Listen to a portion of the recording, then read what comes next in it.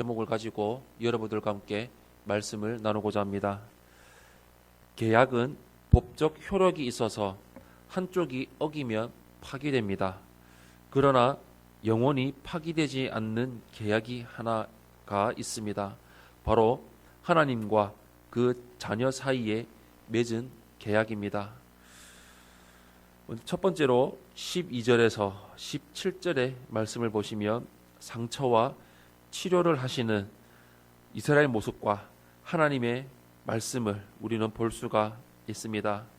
오늘 본문 12절에서 17절 말씀 우리 한 목소리로 함께 합독하겠습니다. 시작. 여호와께서 이와 같이 말씀하시니라. 내 상처는 고칠 수 없고 내 부상은 중하도다. 내 송사를 처리할 재판관이 없고 내 상처에는 약도 없고 처방도 없도다. 너를 사랑하던 자가 다 너를 잊고 찾지 아니하니 이는 내 악행이 많고 내 죄가 많기 때문에 나는 내 원수가 당할 고난을 내가 받게 하며 잔인한 징계를 내렸도다. 너는 어찌하여 내 상처 때문에 부르짖느냐. 내 고통이 심하도다. 내 악행이 많고 내 죄가 허다함으로 내가 이 일을 너희에게 행하였느니라. 그러므로 너를 먹는 모든 자는 잡아먹힐 것이며 내 모든 대적은 사로잡혀 갈 것이고 너에게서 탈취해 간 자는 탈취를 당할 것이며 너에게서 노략질한 모든 자는 노략물이 되리라. 여호와의 말씀이니라. 그들이 쫓겨난 자라 하매 시온을 찾는 자가 없은즉 내가 너의 상처로부터 새살이 돋게 나여 너를 고쳐주리라. 아멘. 유다 백성은 바벨론의 침공으로 많은 상처를 받았습니다. 바벨론은 한 번이 아닌 여러 차례 침공으로 유다를 뒤흔들었습니다. 유다 백성은 이미 받은 상처에 고통스러워했고 이 상처를 치료하고자 인간적인 방법을 동원했습니다. 그것은 근동 지역의 패권자인 애굽을 의지하는 거였습니다. 심지어 상처를 치료하고자 애굽으로 도망간 자들도 있었습니다. 그러나 그들은 거기서 벌을 받아 죽고 말았습니다. 유다가 받은 상처는 인간적인 방법으로 해결할 수 있는 것이 아닙니다. 상처를 치료해 주시는 분은 오직 여호와 하나님 한 분뿐입니다. 12절에서 15절까지 유다가 받은 상처는 죄로 인한 것이라 밝히고 있습니다. 그 상처가 얼마나 고통스러운지 모릅니다. 그러나 하나님은 상처에 새살이 돋게 하여 낫게 해주십니다. 종교개혁자 루터는 율법과 복음을 설교했습니다. 율법에서는 인간의 죄 문제, 상처를 도저히 해결할 수 없음을 강조하고 있습니다.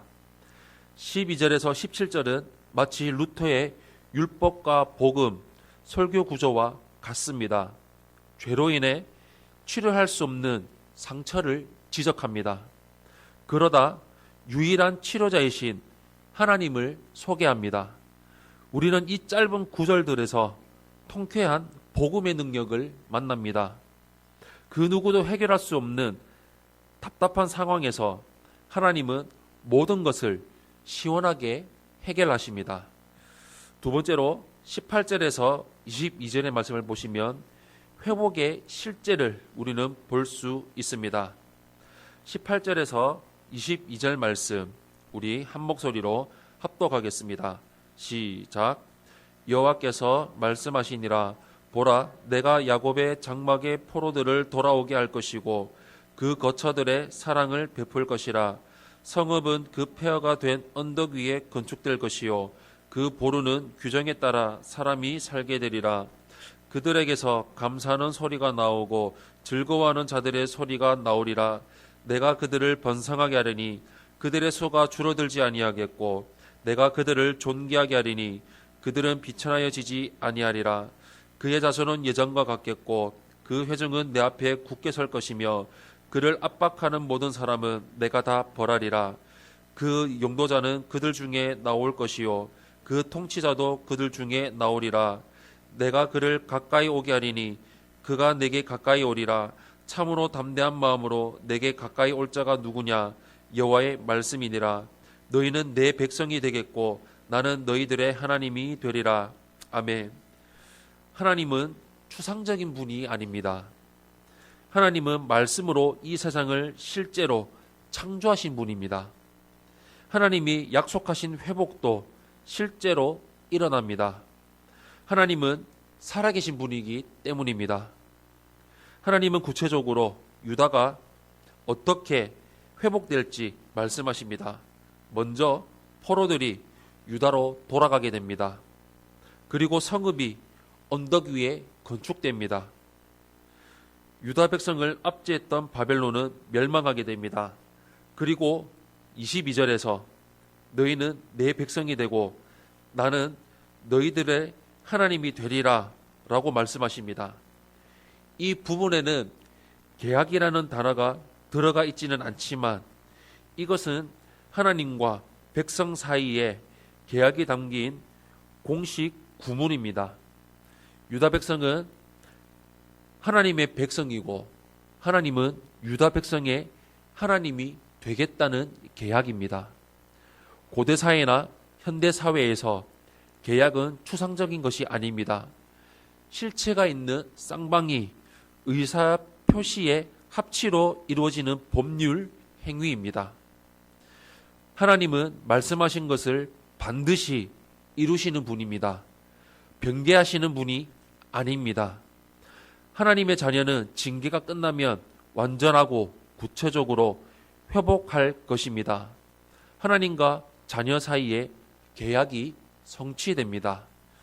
마지막 세 번째로 23절에서 24절의 말씀을 보시면 경고의 마무리를 우리는 볼 수 있습니다.